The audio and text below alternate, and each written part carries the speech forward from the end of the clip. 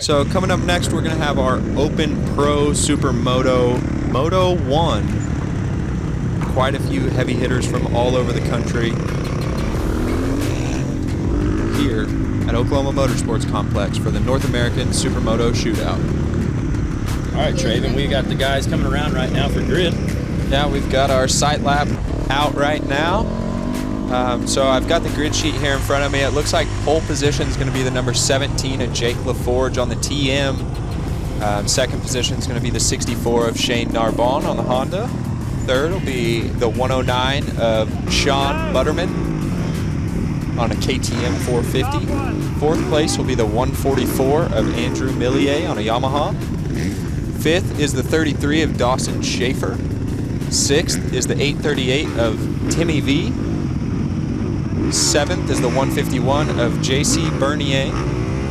Eighth is the 227. Our Ironman is back out there. In ninth is the 324 of Ryan Samp. In 10th is the number 80, Big Bad Brady. 11th place is number 88, Jacob Randall. 12th is the 424 of Josh Jackson, joining us all the way from Alaska. In 13th place is the 403 of Kevin Kartlieroff. And in 14th is the 55 coming from Colorado, Coy Baker on the KTM. All right, so we've got everybody on the grid here. Fred coming over to grab the button.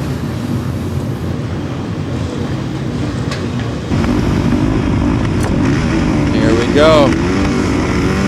This is going to be Moto 1 of our Open Pro class, and they're off. Oh, looks like 64 Shane Narbon with a big problem off the start. Looks like he stalled it. He has really got his work cut out for him now. He was one of the picks and the favorites to maybe win this thing. Yeah, 17 of Jake LaForge is just going to try to sprint away from the 109 of Sean Butterman. Jake with a big save through turn 2. Man, these guys are really just going for it. Looks like Shane's already made a few early passes. Already in 4th place. No, it looks like that's Bad Brady in 4th place on number 80. We got Timmy V in 3rd, Sean Butterman in 2nd, and Jake LaForge in 1st. Let's see, it looks like the 64 Shane Narbon's made his way around Dawson Schaefer. And here they come around on the first lap, the number 17 and Jake LaForge with the lead from Sean Butterman and Timmy V. It looks like Narbon's behind the 227 and the 151. Trying to make a pass, he makes one around the outside going into turn 1. You can really see the aggression with these guys coming out of the turns. You can see them spinning up the back tire and getting a little bit loose. They're just trying to get away from everybody else.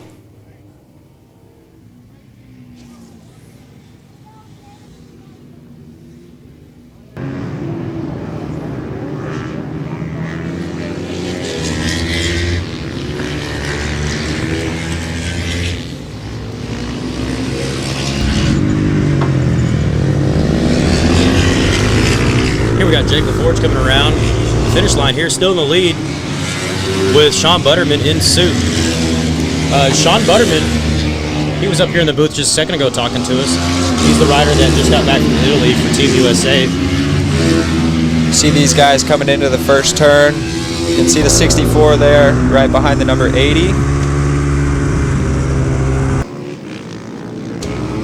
Oh, and it looks like the number 227 is down in the last turn,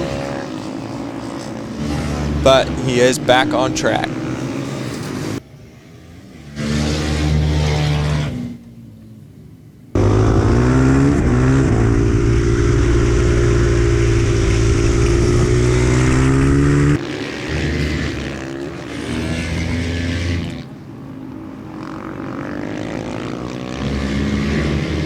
The only change I really see in the running order here, looks like Shane Narbon did make it away around Brady. Now he's got to get around Andrew Millier if he wants to get a 4th position here to work on Timmy V and And Andrew Billier is our real fast asphalt rider, and since there is no dirt section today, he really has an advantage on some of these guys where he typically doesn't.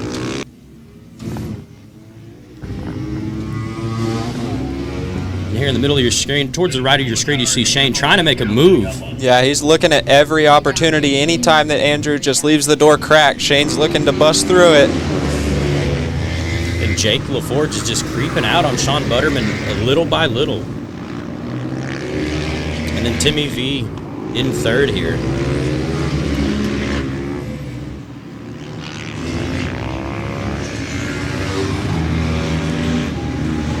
Jake's looking good out front. We just saw that one slide through the second turn early in the race from him, but other than that, he hasn't made many mistakes. He's just been clicking away his laps. Yeah, these riders haven't had to hit that turn 2 at speed yet, since normally that's the exit of the dirt section, so it may have snuck up on them a little bit slicker there than normal.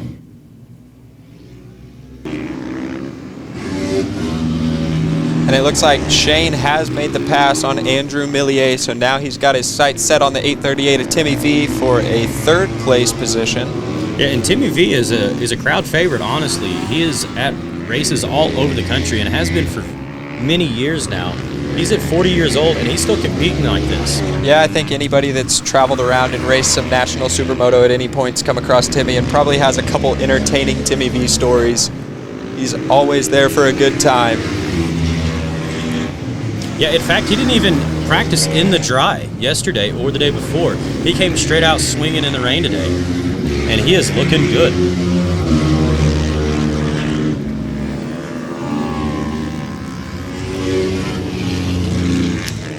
I think a couple of these riders have ridden this track before, but not very many of them, and it's been a long time since they have. I think Sean Butterman and I believe Timmy came out.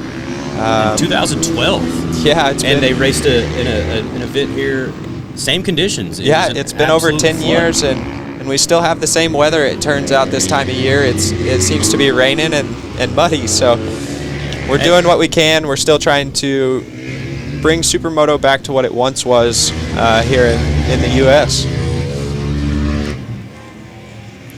And it looks like the halfway flags just came out for your leader, Jake LaForge.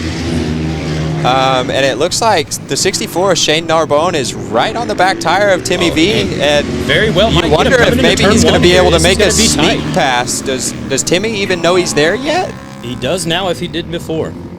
Shane made that pass, stick, and there's been an exchange for third place now. And Shane was our guy that had almost a dead start. He did not get good at all off the whole shot and came into turn 1 in last place, I believe. That just shows you why Shane was one of the favorites for this race. I think Shane's one of the favorites for just about every race that he shows up for, but definitely one of the favorites for this event. But like you said, Kenny just got off to a bad start and had his work cut out for him. You know, the starts are very important because more often than not, it is very hard to pass these guys. They are such professionals. They've been racing their entire lives. Yeah, at this level, we're really splitting hairs and we're racing for tenths of a second. You know, it's not like some of the motocross stuff where people are putting big second-and-a-half gaps, you know, from a flying lap. If you get a flying lap and you get a quarter of a second on somebody, that's really impressive out here. Yes, it is. And a lot of times in this, you can't let somebody get out of your sights because if so, it is very hard to reel them in. Yeah, and you wonder if maybe Timmy V's losing a little bit of the fire in him, or if Andrew Millier is seeing the opportunity open up after Shane Narbon made the pass on Timmy, because Andrew's really starting to reel up on him as well. And here in screen, we've been watching Brady Towson, and he's a local of South Dakota, Rapid City, South Dakota, and he is also a semi-veteran of the sport. He's been racing it for several years, and he is a little bit younger than these other guys at 24 years old, but he is holding his own, and he is the future of this sport, believe it or not. Yeah, I've raced with Brady quite a few times. Brady's always really fun to race with. He's a great competitor, really clean battles all the time. And it's awesome to see him out here holding his own with these guys.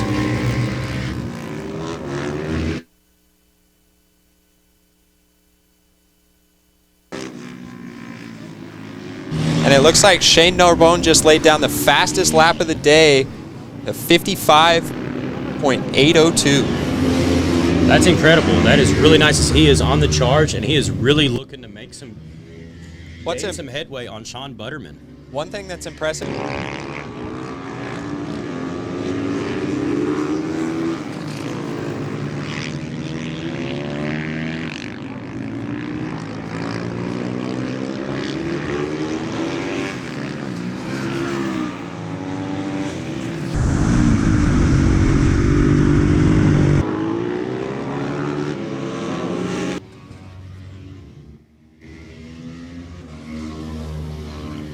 It looks like Sean Butterman might see Shane kind of mounting a charge, because it looks like Sean's starting to reel back up on.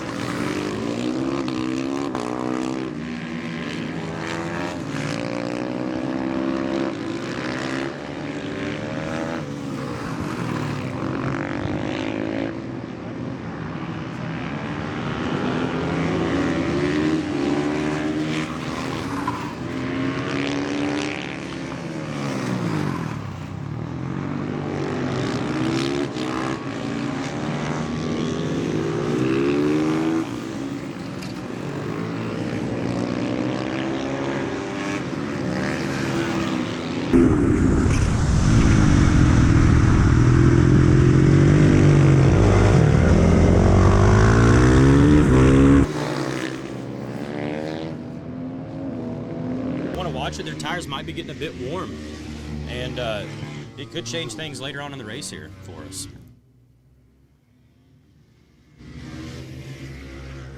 Yeah, you just wonder if all the work Shane Narbon had to put in early in this moto, you wonder if he's going to see a little bit more fade out of his tires than maybe Jake LaForge does with his early run to just a consistent pace. Yeah, that's right. Sometimes you really do have to watch the tires, especially whenever the conditions are like this, when the track is starting to dry out with these rain tires. Yeah, and we're also starting to get into a little bit of lap traffic here, which is always interesting.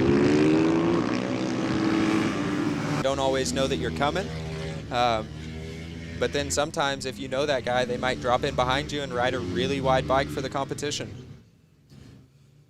Yeah, and that is a good point, Travin. Sometimes it is harder for the next guy to get around, or sometimes it's easier for the guy, say, in second to get around the lappers, because the lappers aren't always expecting first.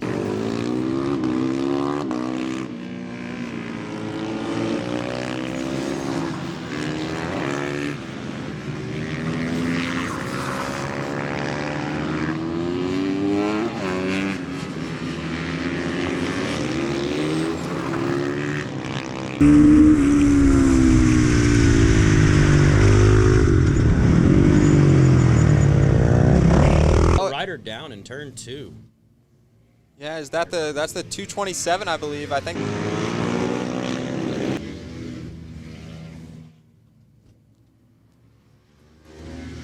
And the checkered flag is out. There you see the third place of Shane Narbon coming.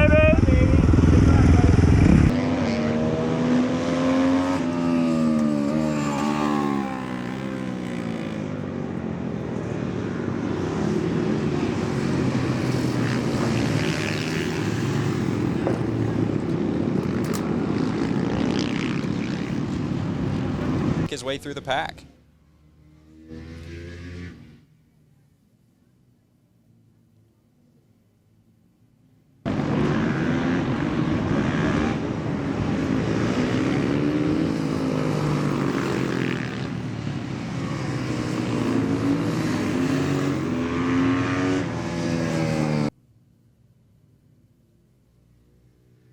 So these riders are making their way around now on the cool down lap.